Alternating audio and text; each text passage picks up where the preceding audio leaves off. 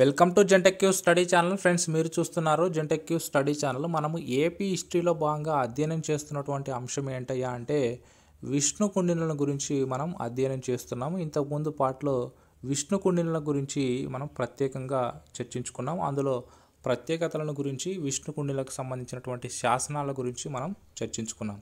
ఈరోజు వీరి యొక్క వంశక్రమాన్ని గురించి చర్చించుకుందాం.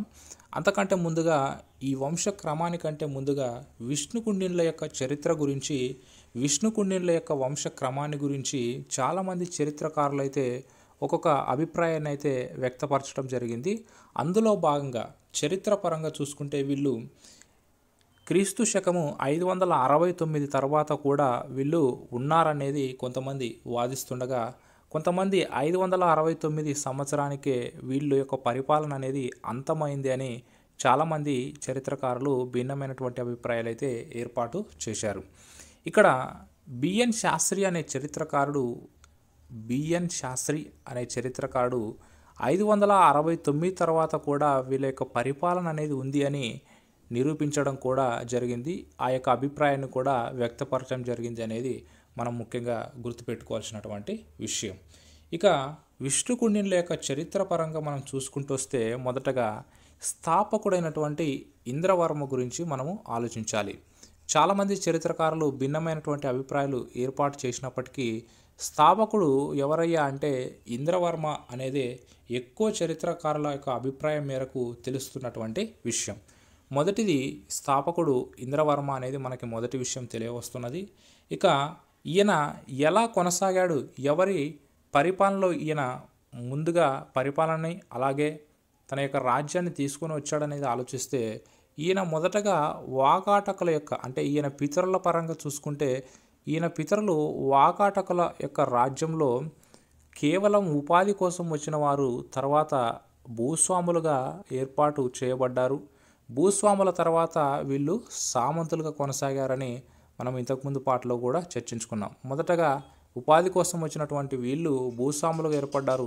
తర్వాత సామంతులుగా ఇంద్రవర్మ కాలంలో ఏర్పాటు చేయబడినట్లుగా మనం చూడొచ్చు. ఎప్పుడైతే ఇంద్రవర్మ కాలంలో సామంతులుగా ఏర్పాటు చేయబడ్డారో వీరి యొక్క వంశం అంతా అప్పుడే వీళ్ళ యొక్క పరిపాలన కొనసాగించాలన్నటువంటి ఉద్దేశంతో స్వతంత్రంగా ఏర్పడినట్లుగా మనము చరిత్ర పరంగా ఆలోచించినప్పుడు మనకు అర్థమవుతున్నటువంటి విషయం.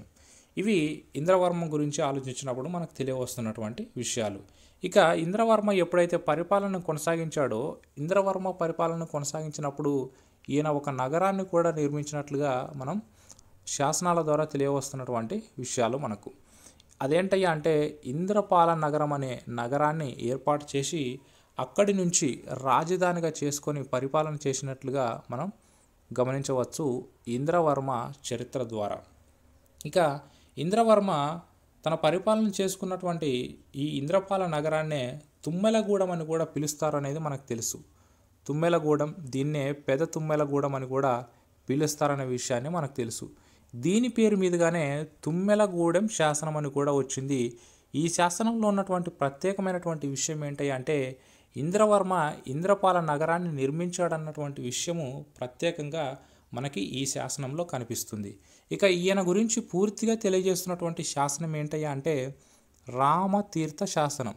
ఈ ఇంద్రవర్మ గురించి తెలియజేస్తున్నటువంటి ప్రత్యేకమైనటువంటి శాసనం ఏంటయ్యా అంటే రామతీర్థ శాసనంలో ఈయన గురించి ప్రత్యేకంగా చెప్పుకొనబడింది అనేది ముఖ్యంగా గమనించాల్సినటువంటి విషయం. ఇక ఇంద్రవర్మ తర్వాత ఈ విష్ణు కుండినుల్లో ఇంద్రవర్మ తర్వాత మరి ఎవరు వచ్చారయ్యా పరిపాలన కొనసాగించడానికంటే మొదటి మాధవవర్మ అనే ఆయన పరిపాలన కొనసాగించడానికి వచ్చాడు.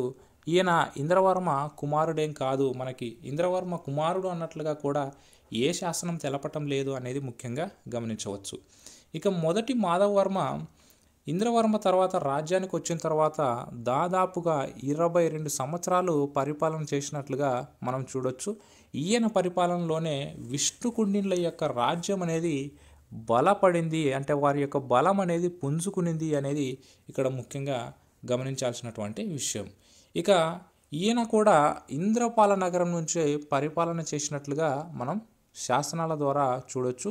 ఈయన ఇంద్రవర్మ నిర్మించినటువంటి ఇంద్రపాల నగరం నుంచే పరిపాలన చేశాడనేది కూడా మనకి శాసనాలు తెలుపుతున్నటువంటి ముఖ్యమైనటువంటి విషయం. ఇక ఈయనకు సంబంధించినటువంటి మరొక ముఖ్యమైనటువంటి విషయం ఏంటయ్యా అంటే, ఈయన వాకాటకులు, మనకి ఇంతకుముందు కూడా మనం చెప్పుకున్నాము, వాకాటకుల దగ్గర వీళ్ళు ఉపాధి కోసం వచ్చారు. అదే వాకాటకులతో వీళ్ళు మరి సత్సంబంధాలను ఏర్పాటు చేసుకున్నారని కూడా తెలుసుకున్నాం. అలాగే వివాహ సంబంధాలను కూడా ఏర్పాటు చేసుకున్నారని మనం తెలుసుకున్నాం.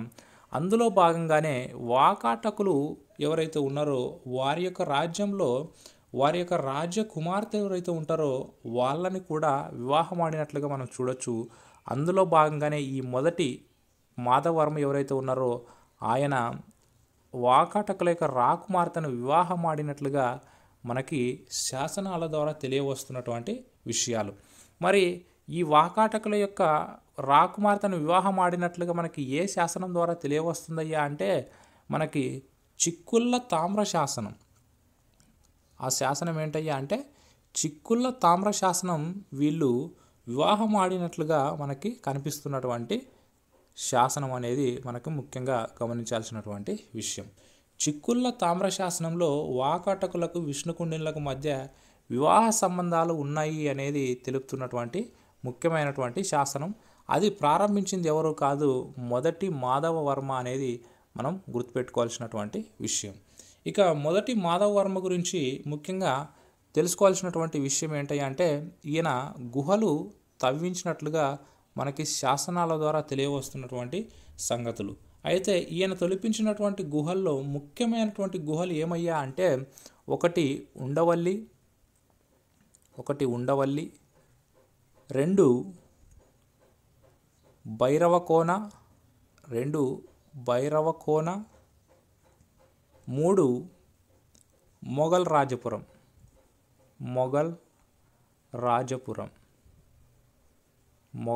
రాజపురం.